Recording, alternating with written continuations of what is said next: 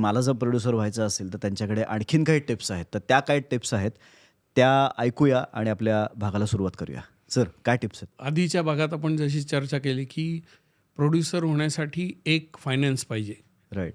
But finance alone त्यांनी आपल्याला success मिळणार नाही आहे. कारण आपण प्रोड्युसर का होतो आहे मुळात, तर जी काही कलाकृती आपण फिल्म बनवणार आहोत ती फिल्म अल्टिमेटली लोकांनी बघितली पाहिजे. त्याला एक चांगला प्रतिसाद किंवा बॉक्स ऑफिस हिट असं आपण म्हणूयात ते व्हायला पाहिजे. आणि त्याच्यासाठी ॲज अ जरी असं आय डोंट नो की हे गैरसमज असू शकेल की हा प्रोड्युसरचा रोल नाही आहे की ती फिल्म विकणे. राईट. पण मला असं वाटतं की when you become a producer you become a businessman. You are ultimately an entrepreneur. Right. आणि कुठल्याही बिझनेसमनसाठी एक प्रमुख गोष्ट ही आहे की त्याला सेलिंग यायलाच पाहिजे. आणि मला असं कुठंतरी वाटतं की जे लोक काम करतायत either they are in a job किंवा सेल्फ एम्प्लॉईड आहेत तुमच्या माझ्यासारखे लोक, ते सेल्स शिकत नाहीत. बरं. तर सेल्स शिकणं खूप महत्त्वाचं आहे. कारण तुम्ही कुठलाही व्यवसाय जेव्हा करता तेव्हा तो तुम्हाला सेल करताच यायला पाहिजे. सो इथे Wien you become a producer तुमचं प्रॉडक्ट आहे ती फिल्म.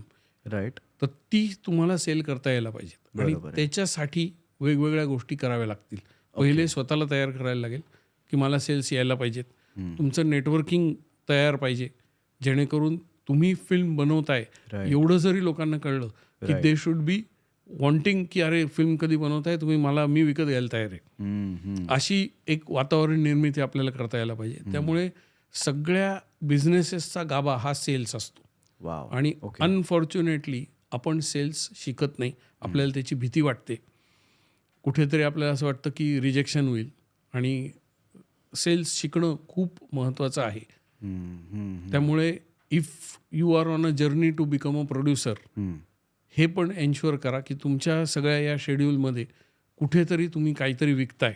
राईट. किंवा विकण्यासाठी जी काही स्किल सेट्स लागतात, जी मानसिकता लागते, ती पण डेव्हलप करणं फार आवश्यक आहे.